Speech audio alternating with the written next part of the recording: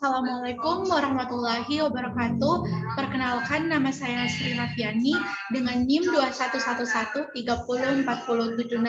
Saya dari kelas B. Di sini saya akan mempresentasikan suatu tema yang berjudul As'ad Humam, Kiai Legendaris Muhammadiyah, penemu metode Iqra. Langsung saja saya mulai. Yang pertama,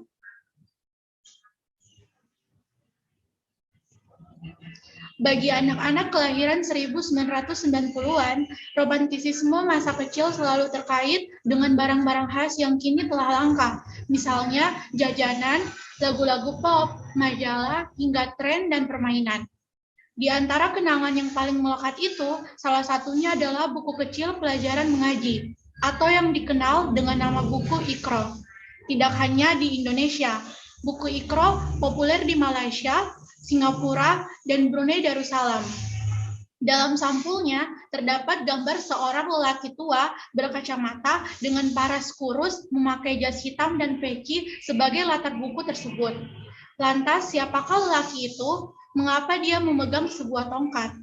Selanjutnya,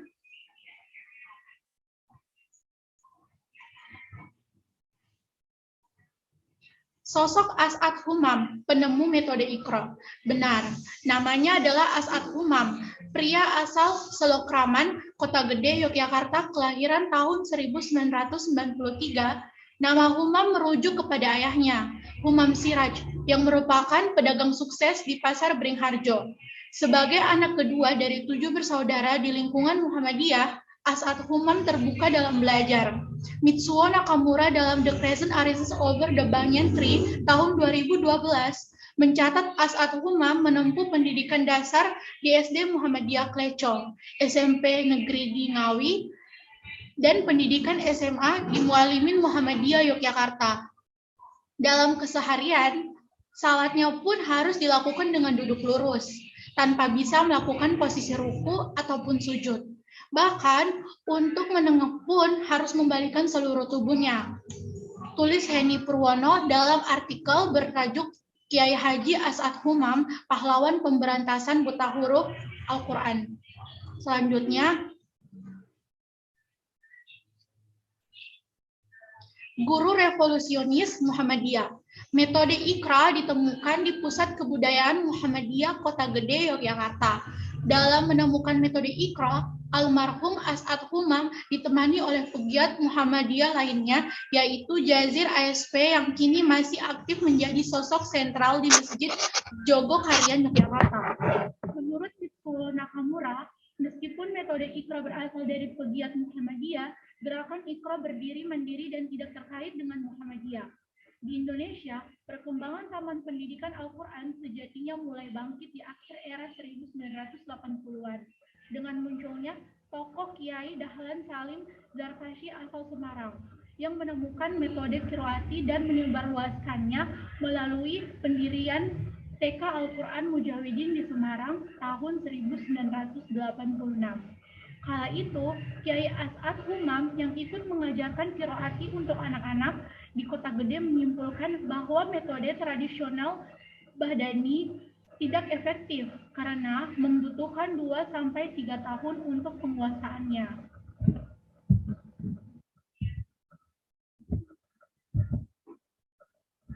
Selanjutnya, perjalanan metode Iqra. Setelah menemukan metode Iqra, Kiai As'ad Humam bersama Jazir ASP dibantu oleh tim Tadarus Angkatan Muda Masjid dan Musola Yogyakarta mendirikan TK Al-Quran AMM Yogyakarta pada 16 Maret tahun 1986.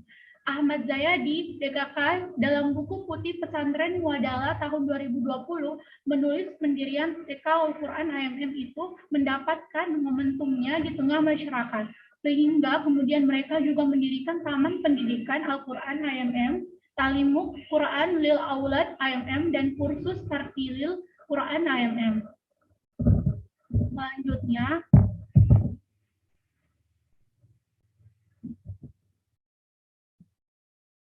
Tahun 1988, di tempat tinggalnya di Kampung Selokaman, Kota Gede, didirikan Taman Kanak-kanak Al-Quran untuk anak usia 4-6 tahun, dan setahun kemudian didirikan Taman Pendidikan Al-Quran untuk anak usia 7-12 tahun. Dari sini awalnya Iqra menyebar dengan cepat sehingga banyak digunakan di banyak tempat. Ditemukannya Iqra jauh memudahkan cara pembelajaran Al-Quran dasar menjadi lebih efektif dibandingkan dengan metode lama seperti Baghdadiyah yang harus mengejar antara huruf, bunyi, dan harakat. Berbeda dengan metode tersebut, Iqra yang terdiri dari 6 jilid tidak lagi dieja, melainkan menyajikan cara baca dengan sistem suku kata. Mula-mula dipilih kata-kata yang akrab dan mudah bagi anak-anak, seperti bata, kata, baja, dan sebagainya.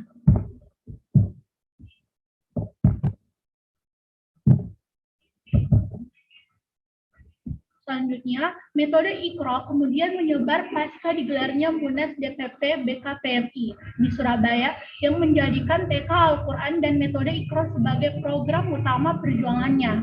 Selain harga terjangkau, buku Iqra dapat diajarkan oleh siapapun dan otodidak sehingga buku ini semakin tak terkendali dan nyaris tidak terkontrol. Demikian tulis Doni Putra dalam belajar tadabbur ilmu karakter pada Lebah, Burung Gagak, dan Singa atau kajian tafsir ayat-ayat Kauna tahun 2020.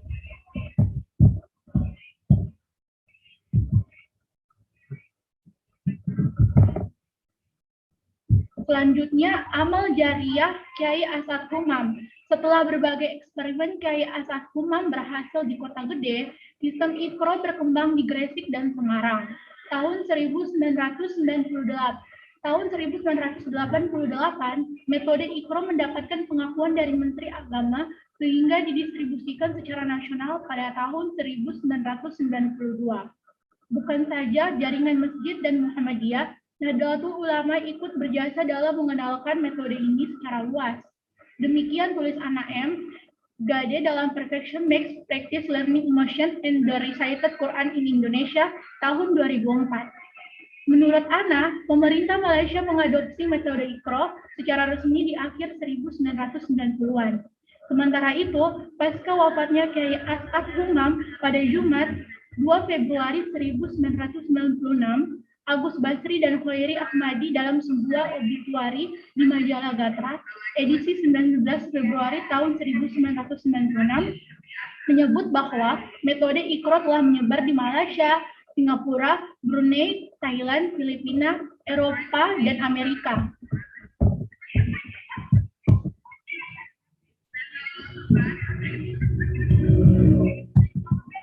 Selanjutnya, tak kurang sedikitnya 160.000 TPA dan TPQ lahir atas inspirasi Kiai As'ad Humam di seluruh Indonesia. Demikian tulis Arif Maksuhin dalam Interkoneksi Islam dan Kesejahteraan Sosial Teori, Pendekatan, dan Studi Kasus tahun 2012. Lewat sistem Iqra yang diciptakannya, Kiai Haji As'ad Humam telah menyelamatkan masyarakat dari kebutaan terhadap Al-Quran. Beliau adalah pahlawan penyelamat Quran, kata Menteri Agama Tarmizi Tahir dalam upacara pemakaman Kiai As'ad Humam. Sekian presentasi dari saya, kurang lebihnya saya mohon maaf. Terima kasih. Saya akhiri. Assalamualaikum warahmatullahi wabarakatuh.